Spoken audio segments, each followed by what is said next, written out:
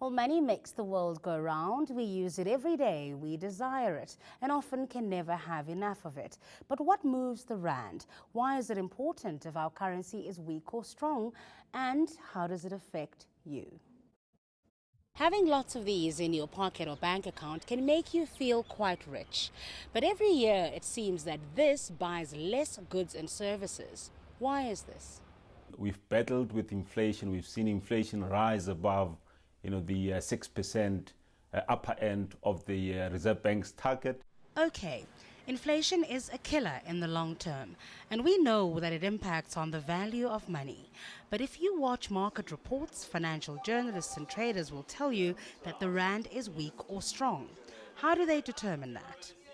Effectively, how the value of the currency is determined for any country is through the market, where buyers and sellers meet to buy the currencies and sell the currencies. So the value of your currency will obviously appreciate if there are more buyers for it, and the opposite is also true. The rand is one of the most tradable currencies in the world. This, however, makes it very volatile, which then has an impact on the price that we pay for goods that are made here at home or abroad. If the rand is vulnerable to the movements of other currencies and to what is happening in international markets, then surely we should try to protect it, right? There's been a number of cases where the protection of a currency, has worked, and there's been a number of other, situations or cases where the protection has not really worked. Or the disadvantages to really consider as well is the fact that if you peg your currency at the low rate, at the lower level, you might actually also result in problems such as high inflations, particularly during the recessions and when economies are not performing that well. Deputy Reserve Bank Governor Daniel Minele recently told investors in New York that the bank is ready to act if the currency becomes more vulnerable. But he's reiterated that its primary objective is to stabilize prices, that is, inflation. If the bank were to act, what are its options? One of the useful tools that the Reserve Bank have been using, in the past couple of years, to try and bring that price stability, and also ensuring that the currency does not move quite volatile, it's the interest rates. Some countries have opted to use a foreign currency either exclusively or alongside their own currency. This measure is usually adopted to protect the country's economy against hyperinflation. Our neighbor Zimbabwe abolished its currency in 2009 after inflation surged to 500 billion%. Luckily, we're nowhere near that. Keeping their currency was not economical at all, and I think they had to really resort to other currencies which were more powerful and less vulnerable to all the global events. So whether we like it or not, the rand's performance against other currencies does matter because it determines how much we pay for the things we need on a daily basis. For a look at how to invest those rands, ENCA Moneyline hosted senior trader Levin Gopal earlier this year for a look at investing in Satrix. I started by asking him to explain what Satrix is. The Satrix is a exchange traded fund.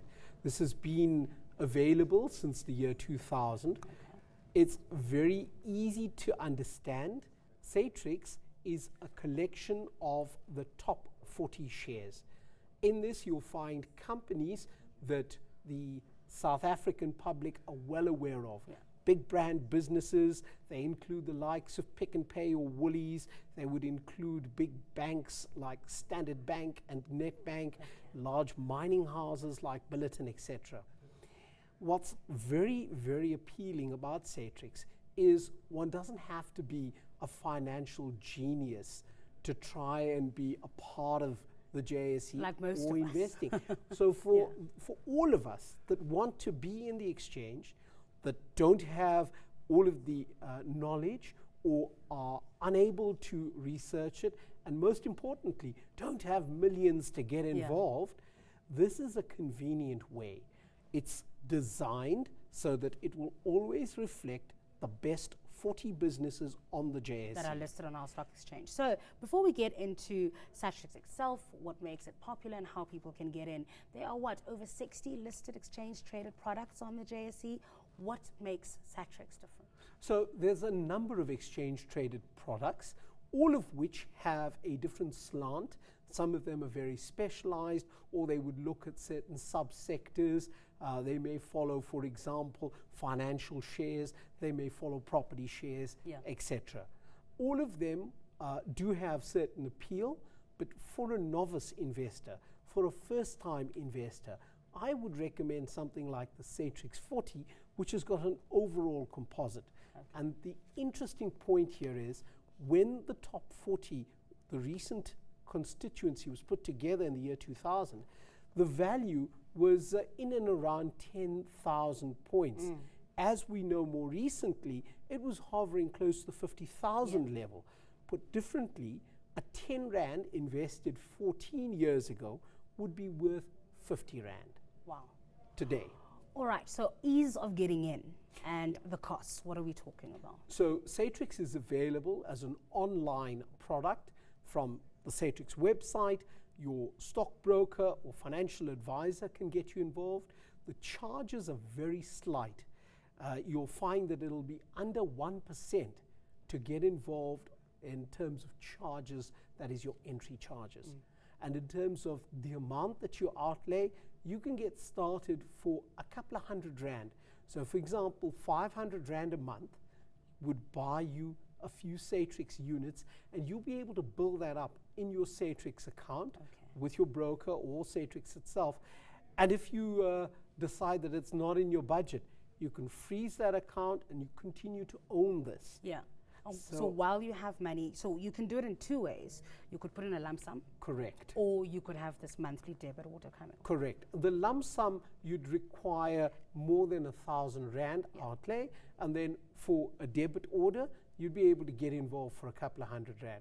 What I think is unique about this is the fact that it will continue to grow over time. As these businesses develop, you'll find that the value of the Satrix, that is to say, the value of the top 40 companies in the JSE, continues to grow. But and what about the day-to-day movements up and down? I would recommend that you look at a very big picture.